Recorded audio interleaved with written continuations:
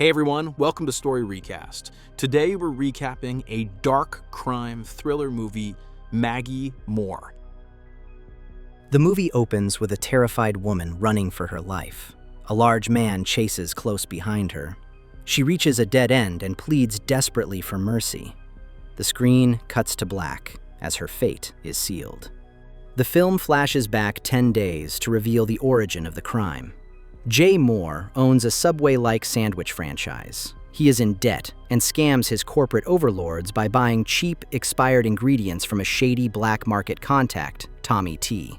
Jay allows Tommy T to ship packages to his home. Jay's wife, Maggie Moore, opens one of these packages and discovers child pornography. She accuses him of being a monster and involving himself in pornography. Jay denies personal involvement, claiming he's just couriering for Tommy T in exchange for cheap food. Maggie calls it a crime, him being an accessory, and kicks him out, threatening to call the police. A heated argument ensues. Jay pleads with her not to report it, warning Tommy T is dangerous. Jay confronts Tommy T about Maggie finding the photos and throwing him out. Tommy T recommends a guy, Costco, to handle the situation and get the pictures back, emphasizing he has plans and wants to stay out of trouble.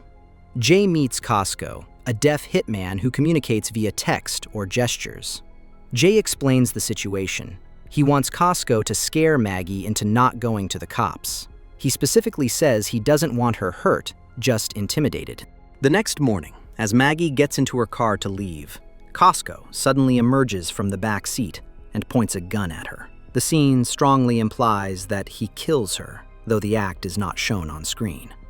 Meanwhile, Jay stays at his sandwich shop and also visits Maggie's workplace and asks for Maggie to establish an alibi. He later stops at a convenience store where he buys a lottery ticket in Maggie's name. While there, the clerk casually mentions that there are 2 women named Maggie Moore registered in the local system. Later that day, police receive an anonymous call reporting a burning smell in a remote area. When officers arrive, they discover a charred car with a burned skeleton in the front seat. Forensics determine it was murder, as an accelerant was used to destroy the body. The vehicle is registered to Maggie Moore. Afterward, Chief Jordan Sanders visits Jay's house, but no one answers the door. He then speaks with Jay's neighbor, Rita, who tells Sanders that she frequently overheard loud arguments between Jay and Maggie. Rita also mentions that Jay can usually be found at his sandwich shop. Sanders tracks Jay down at the shop and delivers the devastating news that his wife is dead. Jay pretends to be shocked and overwhelmed with grief. The following day, Jay confronts Costco in a tense meeting, demanding to know why he killed Maggie instead of simply scaring her. Costco, who is mute and communicates through notes, explains that Maggie fought back too hard. Terrified that the investigation will eventually lead back to him, Jay comes up with a desperate plan. He asks Costco to kill the other Maggie Moore in town, hoping that 2 victims with the same name will make the first murder look like a tragic case of mistaken identity. Meanwhile, Rita and Sanders go on an awkward first date at a local diner. During their conversation, Rita casually mentions that Jay skipped part of his wife's funeral to speak with a man driving a truck for Liberty Bell Foods. This detail catches Sanders' attention. Sanders tracks down the driver, Tommy T, Jay's supplier. Under questioning, Tommy reveals that Jay has been illegally buying and selling expired food to cut costs and increase profits, violating his franchise agreement. This discovery exposes Jay's financial desperation and his willingness to bend the law to survive. Costco tracks down Maggie Moore number 2, a school teacher married to Andy Moore, and kills her. As he leaves the scene, he steals her insulin kit, which has her initials engraved on it. The next morning, Chief Sanders and Deputy Reddy arrive at the scene. They discover a woman who has been shot in the back of the head. An assistant informs them that the vehicle at the scene is registered to Maggie Moore. Chief Sanders turns to Reddy in disbelief, saying, 2 dead Maggie Moores, just 1 week apart. At first, Jay and Tommy are ruled out as suspects due to their solid alibis. Chief Sanders then interviews Andy Moore, the grieving husband of the second Maggie. Andy suggests that the killer could be Dwayne Rich, a co-worker who had bullied Maggie with anti-Semitic remarks.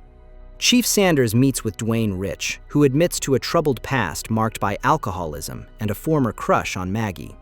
However, he claims he has since turned his life around, now hosting AA meetings. Dwayne firmly denies any anti-Semitism and insists he had nothing to do with Maggie's murder.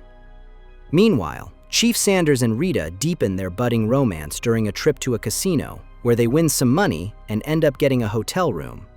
However, Sanders struggles with intimacy, burdened by lingering guilt over his wife's death from cancer. While the two watch the news on TV, Cassie Novak, Andy's mistress, appears on a broadcast and publicly reveals her affair with him.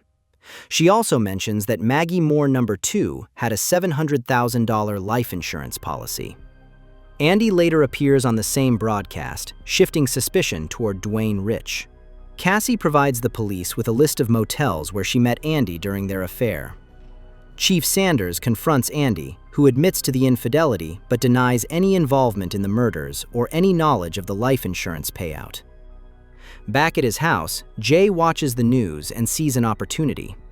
Realizing Dwayne could be the perfect scapegoat, Jay hires Costco once again, this time to kill Dwayne and stage the murder as a suicide.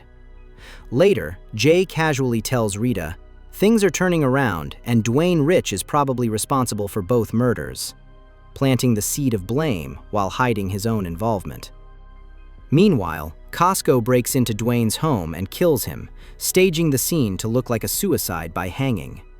He leaves behind a forged note in which Dwayne falsely confesses to both Maggie murders. The police discover the body the following day. Sanders and Reddy quickly grow suspicious of the suicide, questioning why Dwayne would confess to killing Maggie Moore No. 1 when he only knew Maggie Moore No. 2. Further forensic analysis reveals that Maggie, too, was diabetic and had insulin in her system at the time of death, yet her insulin kit is missing. Andy confirms, "My wife never left the house without her kit." At the same time, Jay's young assistant, Greg, anonymously mails Jay's smashed phone to the police. The device contains incriminating text messages, providing investigators with the crucial evidence they need to close in on the truth. The police aggressively question Tommy T about the text messages found on the phone. Under pressure, he finally cracks and reveals Costco's involvement in what was supposed to be a simple scare job that went horribly wrong. Sanders and Reddy then visit Costco's home, where he unexpectedly speaks fluently. He introduces himself as Don Lindowski. As Sanders looks around, he quietly whispers to Reddy, "This must be the killer. The insulin kit with Maggie Moore No. 2's initials was found here." Costco overhears the remark. Without warning, he pulls a gun and opens fire. Deputy Reddy is killed, and Costco escapes in his car. Costco drives straight to Jay's house, where the confrontation turns violent. Costco murders Jay, silencing the man who hired him. Moments later, Costco ambushes Rita in her car, aiming his gun at her. Realizing there is no way out, Rita makes a split-second decision and deliberately crashes into another vehicle. She knows the passenger side airbag is faulty. On impact, it fails to deploy, killing Costco instantly, while the driver's airbag saves her life. Rita survives the crash with serious injuries and later recovers in the hospital. In the aftermath, Andy moves on with Cassie, seemingly benefiting from the life insurance money. Tommy T ends up in jail, where he is assaulted by fellow inmates. The film closes on a surprisingly warm note, with Sanders and Rita together,